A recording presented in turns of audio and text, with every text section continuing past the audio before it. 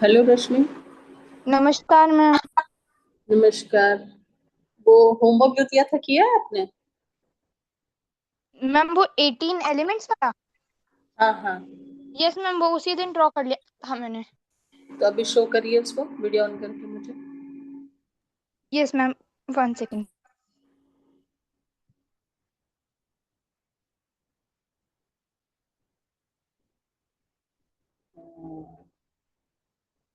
Very good.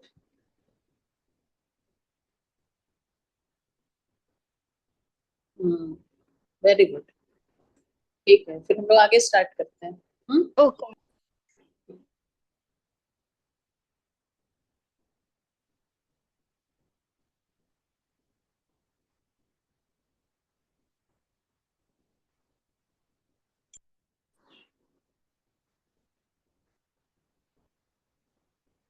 Hello Surya.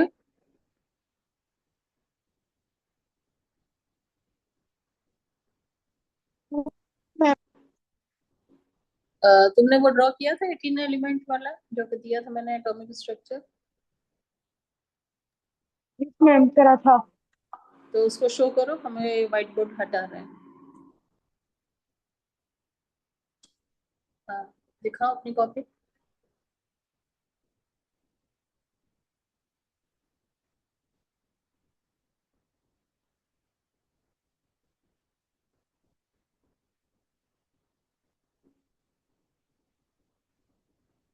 हम्म।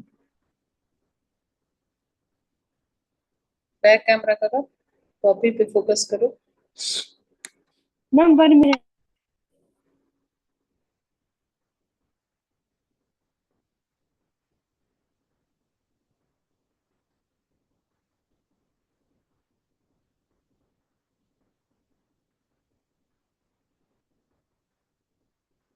हाँ,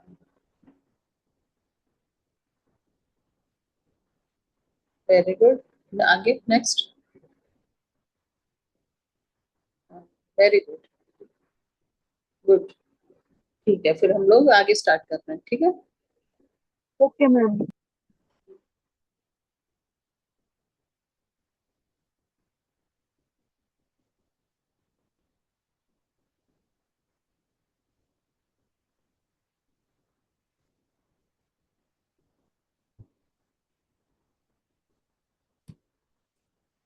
उसके बाद आप लोग की बुक में 3 क्वेश्चन दिए हुए हैं, पॉज एंड पॉन्डर में। वो क्वेश्चन डिस्कस कर लें, फिर आगे बढ़ाते हैं, ठीक है। इसमें फर्स्ट क्वेश्चन है, identify the number of electrons in the outermost shell of the following elements. इसमें 3 एलिमेंट दिए हैं, कार्बन, फ्लोरीन एंड सिलिकॉन। तो इसमें बताना है आपको कि नंबर ऑफ इलेक्ट्रॉन्स कितने हैं इन द आउटरमोस्ट शेल। तो फर्स्ट क्वेश्चन है जो 14 नंबर है, ये पेज 152 है आपका। 152, क्वेश्चन नंबर 14 है। इसमें जो है फर्स्ट जो दिया है कार्बन, ठीक है। कार्बन में दिया है कि 6 एटॉमिक नंबर है और 12 मास नंबर है, ये दिया है। अब हमको निकालना है number of electrons present in the outer most shell. तो इसके लिए हमको क्या करना होगा, नंबर ऑफ इलेक्ट्रॉन मालूम होना चाहिए। ये जो नीचे वाला नंबर है, ये एटॉमिक नंबर बताता है। और हमको पता है कि atomic number is equal to होता है नंबर ऑफ प्रोटॉन्स, और नंबर ऑफ प्रोटॉन्स जितने होते हैं उतने ही नंबर ऑफ इलेक्ट्रॉन्स होते हैं, equal to number of electrons. ठीक है। तो कार्बन के केस में 6 एटॉमिक नंबर है, मीन्स नंबर ऑफ इलेक्ट्रॉन कितने हैं, 6। ठीक है। तो अब जब 6 इलेक्ट्रॉन है तो इनको अगर हम लोग डिस्ट्रीब्यूट करेंगे तो कैसे होगा, फर्स्ट शेल में 2 इलेक्ट्रॉन्स होंगे और सेकेंड में बचे कितने, 4। डिस्ट्रीब्यूशन ऑफ इलेक्ट्रॉन 2 4 हुआ। तो आउटर मोस्ट शेल में कितने इलेक्ट्रॉन हुए, 4 इलेक्ट्रॉन। इसका आंसर हो गया 4। ठीक है, आ रहा है समझ में। सेकेंड वाला है फ्लोरीन। फ्लोरीन का है एटॉमिक नंबर 9 और मास नंबर है 90। तो यहाँ भी नंबर ऑफ इलेक्ट्रॉन कितने हो गए? नंबर ऑफ इलेक्ट्रॉन्स हो गए इसमें 9। अब 9 को हम लोग अगर डिस्ट्रीब्यूट करेंगे तो कैसे होगा? फर्स्ट में शेल में 2 हो गए, सेकेंड में 8 हो गए, अरे sorry sorry sorry sorry, first में 2 हो गए तो कितने बचे? सेकेंड में 7 हो गए। ठीक है, तो आउटर मोस्ट शेल में कितने हुए? 7 इलेक्ट्रॉन। ये आंसर हो गया। थर्ड इसमें दिया हुआ है सिलिकॉन। इसका एटॉमिक नंबर है 14 और मास नंबर है 28। तो सिलिकॉन में भी नंबर ऑफ इलेक्ट्रॉन कितने हो गए? 14 हो गए। अब 14 को अगर हम डिस्ट्रीब्यूट करेंगे तो कैसे होगा? फर्स्ट में 2 हो गए, सेकेंड में 8 हो गए, 8 to 10 हो गए, बचे 4, लास्ट शेल में 4 हो गए। तो इसमें आंसर हमारा क्या हुआ? ये 4। आउटर मोस्ट शेल में कितने इलेक्ट्रॉन है? ठीक है, इस तरह से इलेक्ट्रॉन का डिस्ट्रीब्यूशन दिखा के तब number of electron present in the outer most shell लिखेंगे। ठीक है, फिर क्वेश्चन नंबर है 15। इसमें कह रहा है right the electronic configuration of the elements having atomic number 12, 16 and 18। Atomic number दिया है और इलेक्ट्रॉनिक कॉन्फ़िगरेशन पूछ रहा है। तो एटॉमिक नंबर फिर वही हुआ कि एटॉमिक नंबर बराबर हो जाता है हमारा नंबर ऑफ प्रोटॉन और इक्वल टू हो गया हमारा नंबर ऑफ इलेक्ट्रॉन।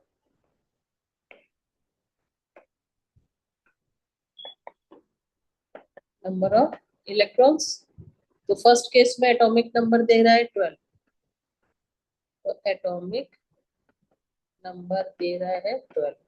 तो 12 अगर इलेक्ट्रॉन है इसको हम डिस्ट्रीब्यूट कैसे करेंगे? फर्स्ट शेल में 2 होगा, सेकेंड में 8 होगा और थर्ड में कितना बचा? 8 to 10 to 12, थर्ड में 2 होगा। ठीक है, सेकेंड है 16। 16 16 को अगर डिस्ट्रीब्यूट हम करते हैं तो फर्स्ट में 2 होगा, सेकेंड में 8 होगा, 10 हो गए और बचे कितने? आउटर मोस्ट में 6 हो गए। ठीक है, थर्ड वाले केस में क्या है? एटॉमिक नंबर है 18। 18 है। अब 18 को डिस्ट्रीब्यूट हम लोग करेंगे तो कैसे करेंगे? 2 फर्स्ट में हो गया, 8 सेकेंड में हो गया, 8 to 10 हो गया, बचा कितना? 8, लास्ट में 8 हो गया। ये इसका इलेक्ट्रॉनिक डिस्ट्रीब्यूशन हो गया, ये इस सेकंड वाले का हो गया और ये थर्ड वाले का इलेक्ट्रॉनिक डिस्ट्रीब्यूशन हो गया। या बोलते हैं इलेक्ट्रॉनिक कॉन्फ़िगरेशन। ठीक है, क्वेश्चन नंबर 16 में पूछ रहा है solve this riddle. I am an atom with A mass number 23, mass number 23 and 11 protons, number of protons 11. I am a soft metal and react vigorously with water. अब mass number 23 है, number of proton 11 है, means इसका atomic number क्या हो जाएगा? Atomic number number of proton के बराबर होता है, एटॉमिक नंबर भी 11 हो जाएगा। अब एटॉमिक नंबर 11 जो होता है ये सोडियम का होता है। इसका मतलब क्या हो गया? हमारा एलिमेंट जो है ये कौन सा है? ये एटम हमारा जो है सोडियम है। ठीक है, therefore metal is sodium और सोडियम का सिंबल होता है Na। ठीक है, और फिर सेकंड पार्ट में पूछ रहा है who am I and how many neutrons do I है। और न्यूट्रॉन निकालने के लिए मास नंबर में से नंबर ऑफ प्रोटॉन को माइनस कर देंगे। Number of neutron is equal to हो जाएगा हमारा mass number minus number of proton.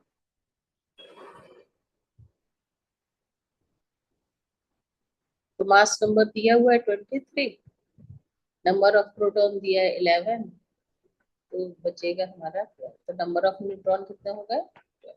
ये आंसर हो गया हमारा।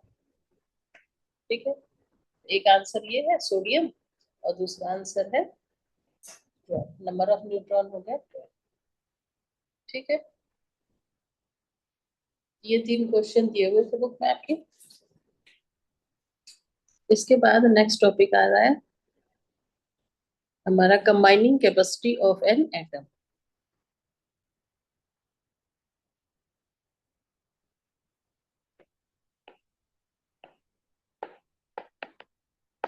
Combining capacity of an atom.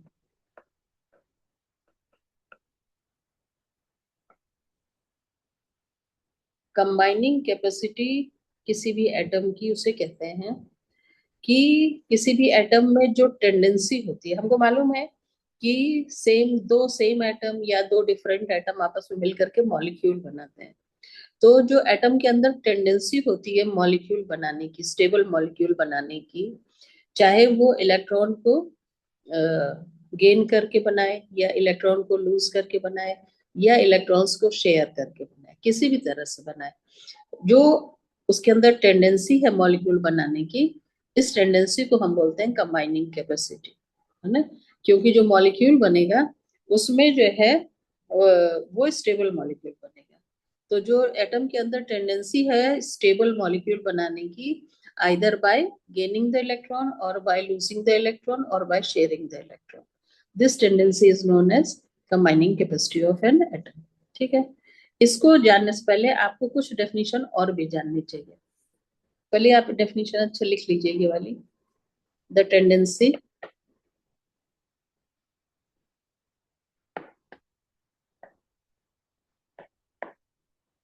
of an atom to react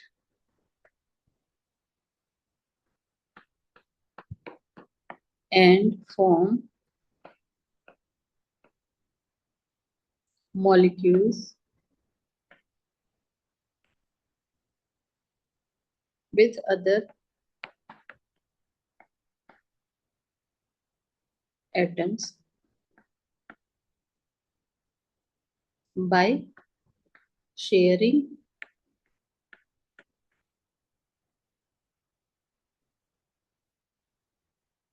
gaining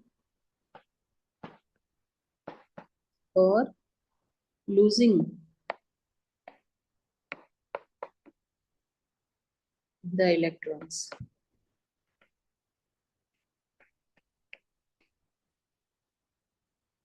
to achieve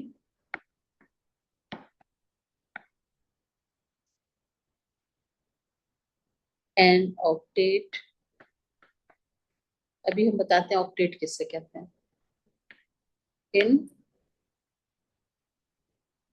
outermost shell।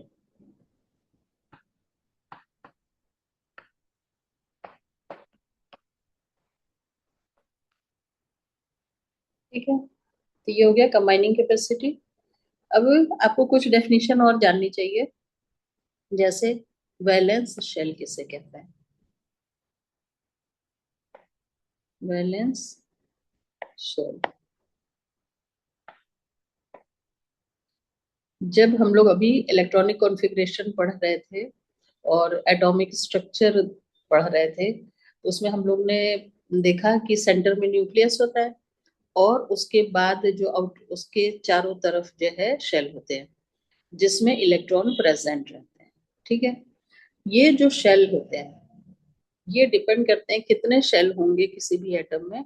ये डिपेंड करता है कि उसका एटॉमिक नंबर कितना है या उसमें नंबर ऑफ इलेक्ट्रॉन्स कितने प्रेजेंट है। क्योंकि उस इलेक्ट्रॉन को हम लोग बोर्स रूल के अकॉर्डिंग जो है डिस्ट्रीब्यूट करते हैं ना।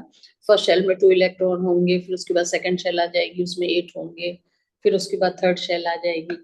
तो जो सबसे किसी भी एटॉमिक स्ट्रक्चर में जो सबसे बाहर वाली शेल होती है, आउटर मोस्ट, उस शेल को हम लोग बोलते हैं वैलेंस शेल। ठीक है, ये किसी एटम में सेकंड भी हो सकती है, किसी एटम में फर्स्ट भी हो सकती है, किसी एटम में थर्ड भी हो सकती है। तो जो भी सबसे बाहर वाली शेल होगी, आउटर मोस्ट शेल, उसे हम लोग वैलेंस शेल कहते हैं। तो इसकी डेफिनेशन हम लोग क्या लिखेंगे? The outer most shall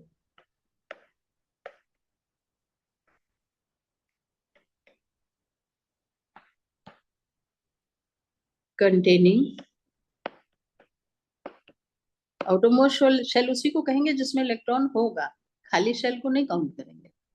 the outermost sorry the outermost shell containing electrons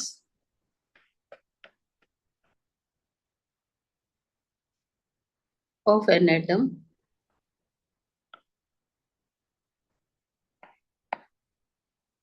is known as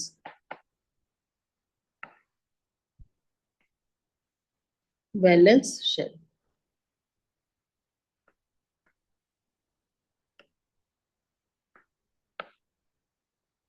ये क्लियर हुआ वैलेंस शेल किसे कहते हैं?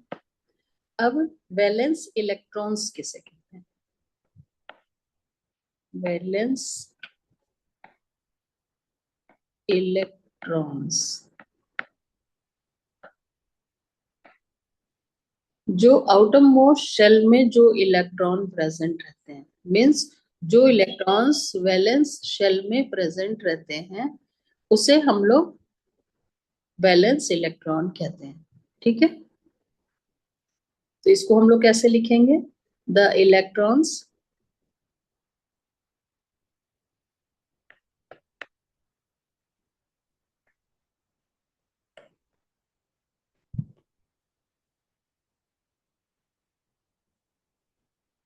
यशी राजपूत, आपने अभी ज्वाइन किया? Hello Yeshi, hello Yeshi. Yes ma'am, नमस्कार मैम। नमस्कार। 6:48 पे ज्वाइन किया? मैम मेरी ध्यान नहीं रही थी आज। मेरी तो रोज होती है, उसमें ध्यान देने वाली कौन सी बात है, हैं? डेली क्लास है ये तो। Yes ma'am. चलिए, आपने होमवर्क तो किया नहीं होगा? किया है? No ma'am. सीरियस नहीं है पढ़ाई के लिए? ठीक है, करिए क्लास। तो वैलेंस इलेक्ट्रॉन हम लोग लिख रहे थे, the electrons present in the outermost shell।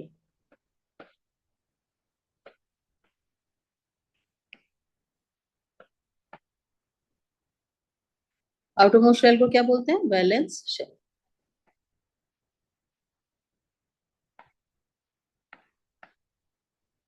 तो ये भी लिख सकते हैं, the electron present in the valence shell, मतलब दोनों में से आप कोई भी वर्ड यूज कर सकते हैं।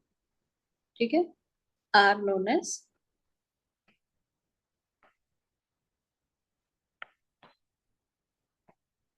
Valence electrons.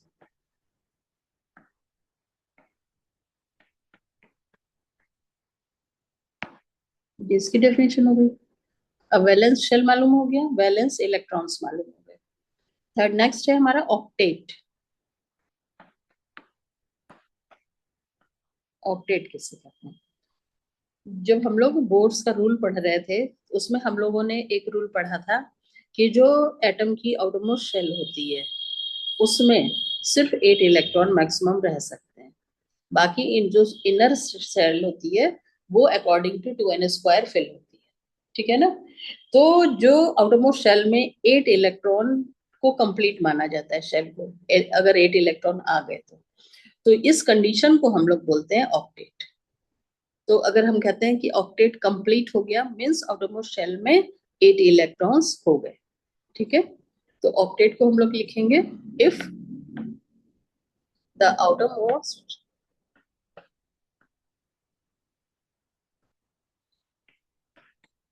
shell of an atom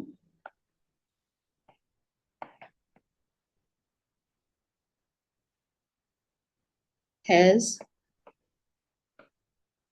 8 electrons.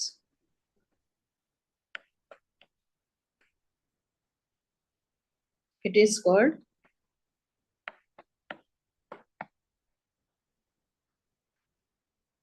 an octet. तो अभी हम लोग जो स्टार्टिंग में डेफिनेशन पढ़ रहे थे कंबाइनिंग कैपेसिटी की, तो उसमें हम लोग ने पढ़ा ना, to achieve an octet in outermost shell. इसका मतलब अब समझ में आ रहा होगा कि अगर आउटरमोस्ट शेल में 8 इलेक्ट्रॉन कंप्लीट करने की टेंडेंसी होती है एटम में, क्योंकि वो स्टेबल कंडीशन है, तो वो ऑक्टेट कंप्लीट करने के लिए वो इलेक्ट्रॉन गेन भी कर सकता है, इलेक्ट्रॉन को लूज भी कर सकता है, और इलेक्ट्रॉन्स को शेयर भी कर सकता है during the formation of molecule. ठीक है, तो इसी को हम ऑक्टेट कहते हैं। अब नेक्स्ट है वैलेंसी।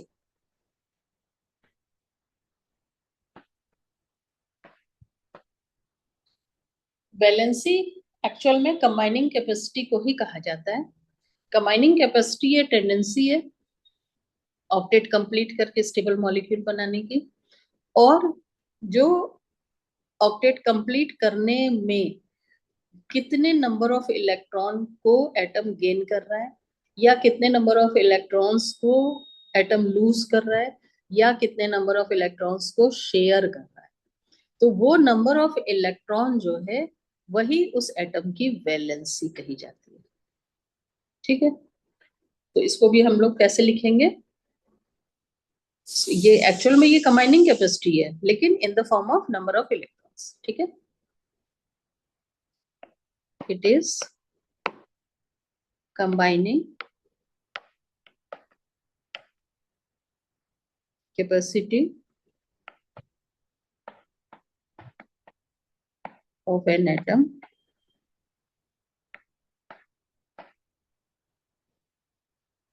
लेकिन डेफिनेशन क्या है इसकी? द नंबर ऑफ इलेक्ट्रॉन जो होते हैं वही वैलेंसी होती है। The number of electrons gain lost और shared to complete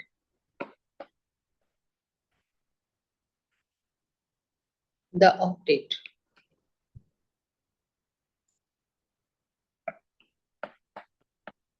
means outermost shell में 8 इलेक्ट्रॉन कंप्लीट करने के लिए उसको, वो इलेक्ट्रॉन को गेन भी कर सकता है, लॉस भी कर सकता है और शेयर भी कर सकता है। तो जितने नंबर ऑफ इलेक्ट्रॉन को गेन कर रहा है, शेयर कर रहा है या लॉस कर रहा है, वही उस एटम की वैलेंसी है। ठीक है, to complete the octet is called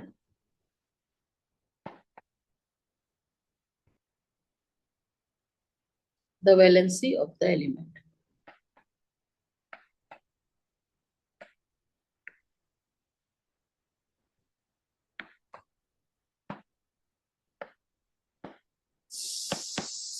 ठीक है, अब हम लोग डिफरेंट कंडीशन को देखेंगे कि कैसे वैलेंसी डिसाइड हो रही है, कि वो इलेक्ट्रॉन गेन कर रहा है, किस केस में इलेक्ट्रॉन को लॉस कर रहा है और किस में शेयर कर रहा है। ठीक है, तो डिफरेंट कंडीशंस को देखेंगे।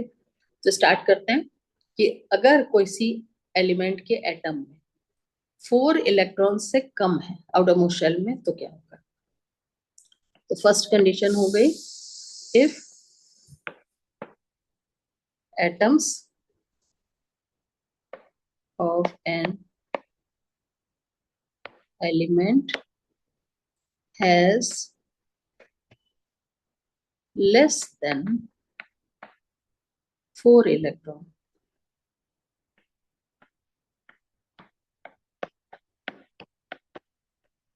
आउटरमोस्ट शेल की बात कर रहे हैं, टोटल नहीं।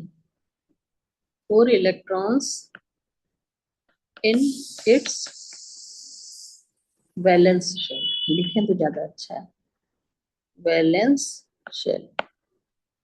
ठीक है, इफ, ये हेडिंग है आपकी,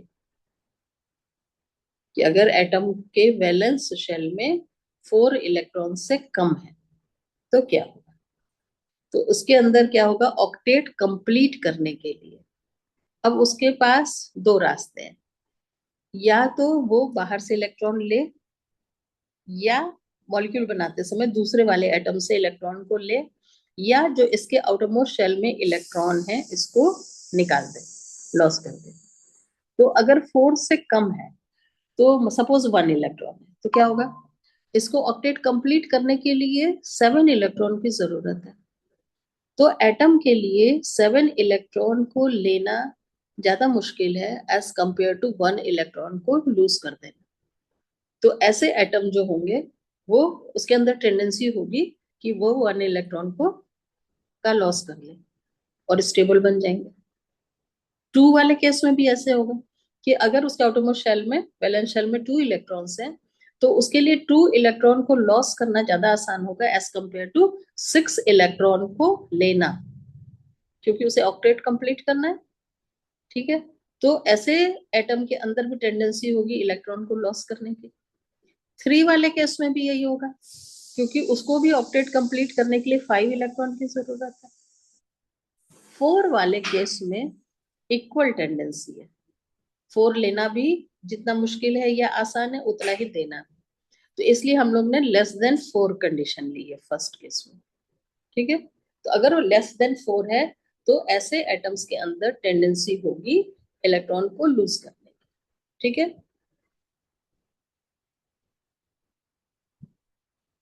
it tends to lose valence electrons to complete its octet। ठीक है, एंड बिकम स्टेबल भी लिख सकते हैं, एंड बिकम स्टेबल। तो ऐसे एटम्स जिसके आउटरमोस्ट शेल में 1, 2 या 3 इलेक्ट्रॉन होंगे, उनके अंदर टेंडेंसी होगी इलेक्ट्रॉन को लूज करने की। ठीक है, जैसे एग्जांपल हम लेते हैं सोडियम, एग्जांपल 1।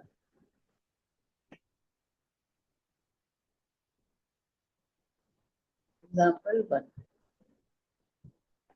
जैसे है सोडियम।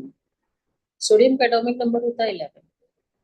ठीक है, तो एटॉमिक नंबर 11 का मतलब हो गया इसके पास नंबर ऑफ इलेक्ट्रॉन 11 है। हम्म, तो इसका डिस्ट्रीब्यूशन ऑफ इलेक्ट्रॉन क्या होगा, 2, 8, 1 होगा।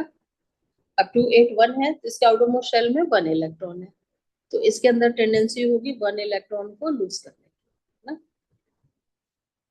तो sodium can lose 1 electron easily. तो इसकी वैलेंसी क्या होगी, सोडियम की वैलेंसी क्या होगी फिर, देयरफॉर इट्स वैलेंसी कितनी होगी, 1 होगी। ठीक है, क्योंकि ये 1 इलेक्ट्रॉन को लूज कर रहा है। अगर 2 इलेक्ट्रॉन जो लूज करेगा उसकी वैलेंसी 2 हो जाएगी, जो 3 इलेक्ट्रॉन लूज करेगा उसकी वैलेंसी 3 हो जाएगी। ठीक है, दूसरा एग्जाम्पल लें, जैसे मैग्नीशियम। मैग्नीशियम का एटॉमिक नंबर होता है 12। ठीक है, अब 12 को अगर हम लोग डिस्ट्रीब्यूट करें तो 2, 8, 2, ये हुआ डिस्ट्रीब्यूशन। अब इसके वैलेंस शेल में 2 इलेक्ट्रॉन है, तो ये भी अंदर, इसके अंदर टेंडेंसी होगी लूज करने की, है ना। तो हम लिख सकते हैं कैन लूज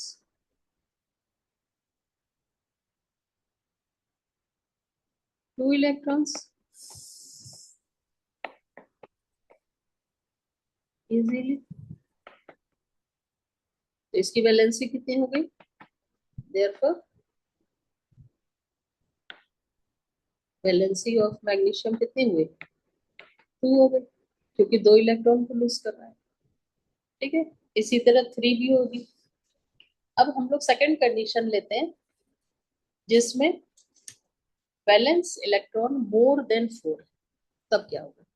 ये लेस देन 4 का तो समझ में आ गया होगा। अब सेकंड कंडीशन है, if the number of valence electrons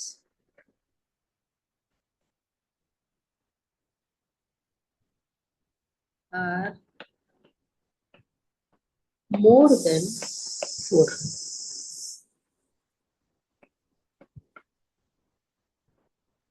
less than 4 का तो क्लियर हो गया होगा। अब मोर देन 4 में क्या होगा। तो अगर 4 से ज्यादा है, सपोज आउटरमोस्ट शेल में 5 इलेक्ट्रॉन है, तो 5 अगर इलेक्ट्रॉन है तो ऑक्टेट कंप्लीट करने के लिए इसको सिर्फ 3 इलेक्ट्रॉन्स की जरूरत है। तो ऐसे एटम के लिए 3 इलेक्ट्रॉन्स को गेन करना आसान होगा एज कंपेयर टू 5 इलेक्ट्रॉन को लूज करना, है ना। तो ऐसे एटम में टेंडेंसी होगी इलेक्ट्रॉन को गेन करने की। इसी तरह से अगर किसी एटम के आउटरमोस्ट शेल में, वैलेंस शेल में 6 इलेक्ट्रॉन है, तो उसके अंदर टेंडेंसी होगी 2 इलेक्ट्रॉन्स को गेन करने की, ऑक्टेट कंप्लीट करने के लिए, क्योंकि उसके लिए 6 इलेक्ट्रॉन को लूज करना मुश्किल होगा एज कंपेयर टू 2 इलेक्ट्रॉन का गेन करना। तो वो 2 इलेक्ट्रॉन्स का गेन करेगा। इसी तरह अगर किसी एटम के आउटरमोस्ट शेल में 7 इलेक्ट्रॉन है, तो उसके अंदर भी टेंडेंसी होगी 1 इलेक्ट्रॉन को गेन करके ऑक्टेट कंप्लीट करने। ठीक है, तो हम यहाँ लिखेंगे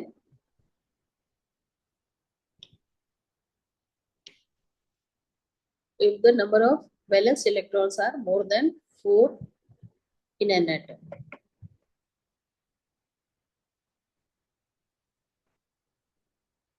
then क्या होगा,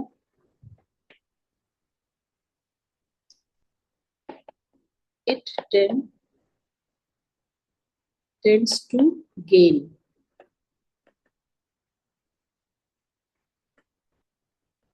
electrons। इसमें क्या था, ये जो था ये लूज कर रहा था, है ना, और ये क्या करेगा, गेन करेगा, gain electrons to complete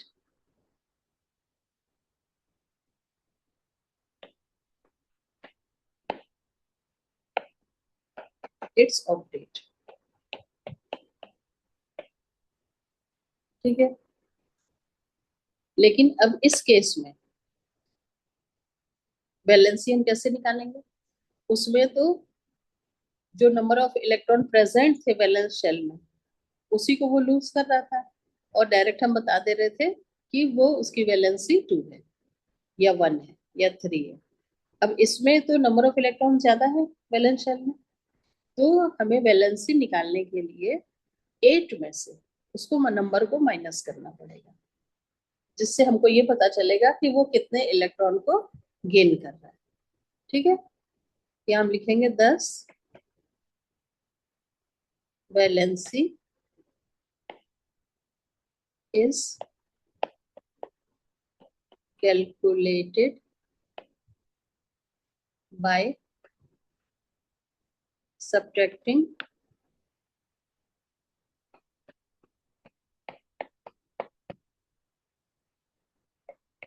the number of electrons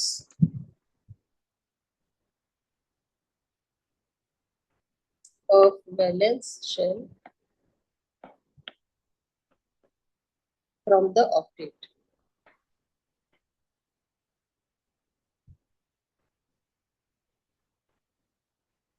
जैसे फॉर एग्जांपल ऑक्सीजन,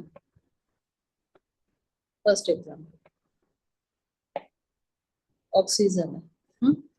ऑक्सीजन का एटॉमिक नंबर होता है 8। तो इसमें डिस्ट्रीब्यूशन ऑफ इलेक्ट्रॉन क्या होगा, 2 6। ठीक है। अब इसके आउटरमोस्ट शेल में 6 इलेक्ट्रॉन है, तो इसके अंदर टेंडेंसी होगी 2 इलेक्ट्रॉन को गेन करने की, है ना। It can gain 2 electrons to attain the object, है ना।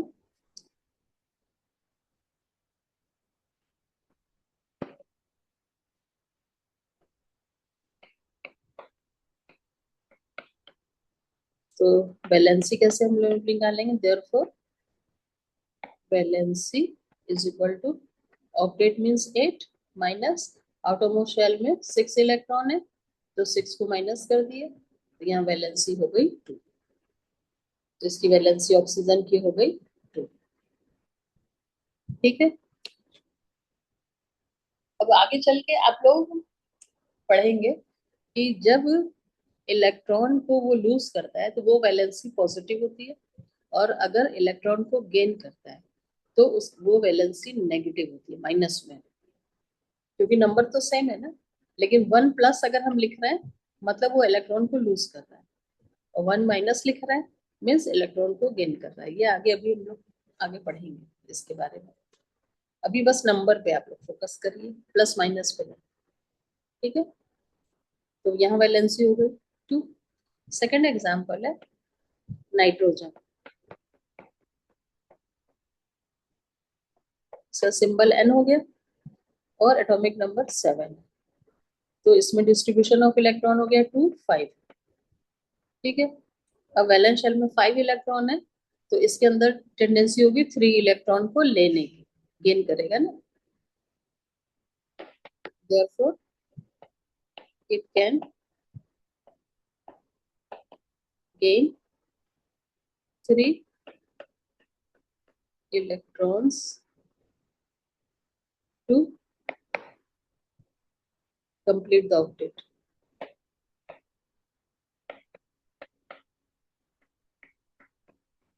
ठीक है। और वैलेंसी हम फिर वही 8- करके निकाल लेंगे। therefore valency is equal to 8 - 5। Out of उसमें 5 है तो 5 - करेंगे, इज इक्वल टू 3। इसकी वैलेंसी नाइट्रोजन की हो गई 3। ठीक है। अब हम लोग ने दो कंडीशन देख ली कि जब नंबर ऑफ इलेक्ट्रॉन कितने वो गेन कर रहा है और कितने नंबर ऑफ इलेक्ट्रॉन किन किन कंडीशन में लॉस कर रहा है। ठीक है। अब शेयरिंग वाले भी कंडीशन देख लें कि शेयर कब करता है। शेयर वो तब करेगा जब उसके पास आउटरमोस्ट शेल में 4 इलेक्ट्रॉन होंगे, क्योंकि 4 इलेक्ट्रॉन अगर आउटरमोस्ट शेल में है तो उसके लिए 4 इलेक्ट्रॉन को लूज करना भी उतना ही मुश्किल होगा जितना मुश्किल उसके लिए 4 इलेक्ट्रॉन को लेना, क्योंकि उसको इक्वल नंबर ऑफ इलेक्ट्रॉन को ही लूज करना है और इक्वल नंबर ऑफ इलेक्ट्रॉन को ही गेन करना है, तो उसके लिए वो दोनों ही कंडीशन टफ होती है। तो ऐसे केस में वो ना तो इलेक्ट्रॉन को गेन करता है ना तो इलेक्ट्रॉन को लूज करता है, बल्कि वो अपने इलेक्ट्रॉन्स को शेयर करता है विद अदर एटम। तो वो उसको ऑक्टेट कंप्लीट करने के लिए क्योंकि 4 इलेक्ट्रॉन्स चाहिए, तो वो 4 इलेक्ट्रॉन्स को शेयर करता है और शेयर करके ऑक्टेट कंप्लीट करेगा और मॉलिक्यूल फॉर्म करेगा। ठीक है। तो थर्ड कंडीशन हो गई, इफ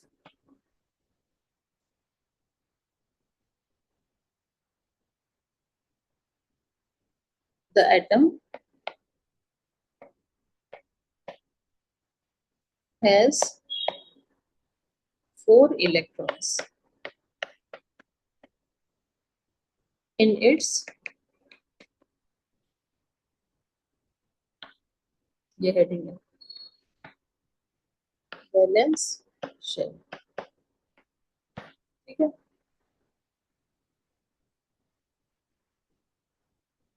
तब क्या होगा, then it can not easily gain or lose the electrons।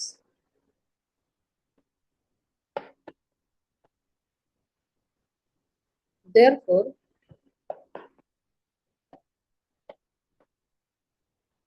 it can share.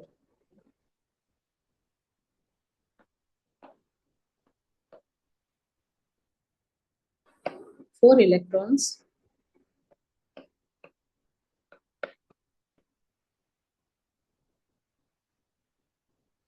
यहाँ पे शेयरिंग कर रहा है with other atom to complete its octet.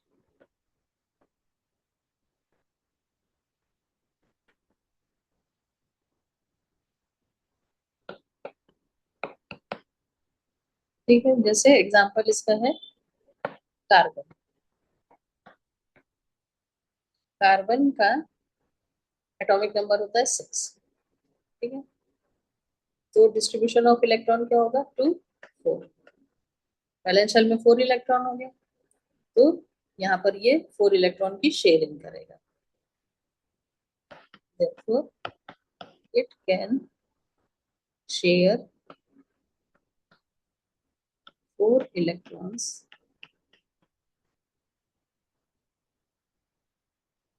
तो इसकी वैलेंसी क्या हो जाएगी, 4, क्योंकि 4 की शेयरिंग करता है। ठीक है ना, तो इस तरह से हम लोग किसी भी एटम की वैलेंसी बता सकते हैं कि कितने नंबर ऑफ इलेक्ट्रॉन को वो गेन किया, या कितने नंबर ऑफ इलेक्ट्रॉन को लूज किया, या कितने नंबर ऑफ इलेक्ट्रॉन को वो शेयर कर रहा है।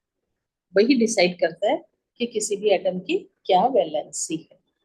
अब एक कंडीशन और बचती है कि अगर कोई एटम ऐसा है जिसके वैलेंस शेल में कंप्लीट 8 इलेक्ट्रॉन है, तो उसका क्या होगा। तो उसकी, अगर उसका ऑक्टेट ऑलरेडी कंप्लीट है, तो उसके अंदर ना तो इलेक्ट्रॉन को गेन करने की टेंडेंसी होगी, ना तो इलेक्ट्रॉन को लूज करने की टेंडेंसी होगी, और ना तो इलेक्ट्रॉन को शेयर करने की टेंडेंसी होगी, क्योंकि उसको जरूरत ही नहीं है। ठीक है ना, इसको भी आप लोग नोट करिए। तो ऐसे जो एटम होते हैं वो ऑलरेडी स्टेबल होते हैं, तो वो उनको हम लोग बोलते हैं इनर्ट एलिमेंट्स। इनर्ट मतलब इनएक्टिव। ऐसे एलिमेंट जो होते हैं बहुत ही कम रिएक्टिव, केमिकल रिएक्टिविटी उनकी बहुत कम होती है, और उनकी वैलेंसी 0 मानी जाती है। ठीक है, if atom has 8 electrons in the valence shell,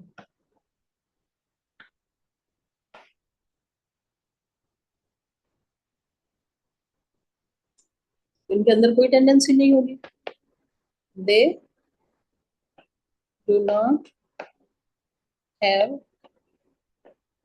any tendency to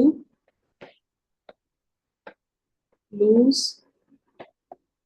gain और शेयर।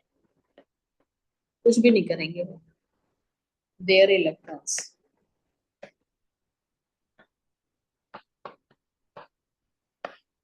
ठीक है, तो देयर फोर उनकी वैलेंसी क्या हो जाएगी, वैलेंसी से 0 मानी जाएगी, है ना, क्योंकि कोई भी इलेक्ट्रॉन शेयर नहीं कर रहा है, ना गेन कर रहा है ना लूज कर रहा है। और ऐसे एलिमेंट जो होते हैं ना इनएक्टिव होते हैं, दे show very little chemical reactivity.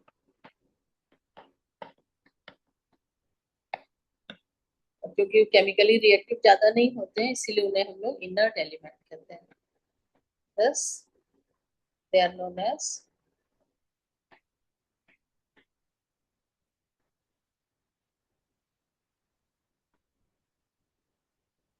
inert।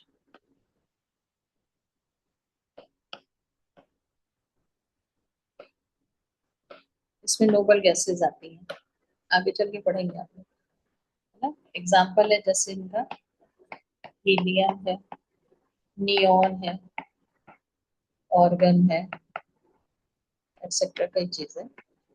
इसमें सिर्फ हीलियम ऐसा है जिसके आउटरमोस्ट शेल क्योंकि हीलियम का एटॉमिक नंबर होता है हमारा 2। हाइड्रोजन हीलियम का एटॉमिक नंबर होता है 2। तो इसके वैलेंस शेल में 2 इलेक्ट्रॉन है और वो कंप्लीट है, क्योंकि फर्स्ट शेल में मैक्सिमम नंबर ऑफ इलेक्ट्रॉन 2 ही रहते हैं ना। तो सिर्फ हीलियम ऐसा है कि जिसका ऑक्टेट कंप्लीट माना जाता है और इसके एटम में 2 इलेक्ट्रॉन होते हैं, क्योंकि बाकी सब में नियॉन है, ऑर्गन है, बाकी सब में 8 इलेक्ट्रॉन से ही ऑक्टेट कंप्लीट माना जाता है। क्लियर है? सिर्फ हीलियम का है ऐसा एटम होता है जिसको, क्योंकि उसमें एक ही वैलेंस, एक ही शेल है और फर्स्ट शेल के मैक्सिमम इलेक्ट्रॉन 2 ही माने जाते हैं, इसलिए हीलियम का ऑक्टेट 2 इलेक्ट्रॉन से कंप्लीट होता है, बाकी सब का ऑक्टेट 8 इलेक्ट्रॉन से कंप्लीट होता है। ठीक है, तो ये हो गया खत्म और टाइम भी ओवर हो गया। कंप्लीट हो गया आप लोग का? तो यस फिर हम मैम। सबने लिख लिया? Yes ma'am. ठीक है, तो फिर हम लोग मीटिंग एंड कर रहे हैं। ठीक है, नमस्कार। नमस्कार मैम।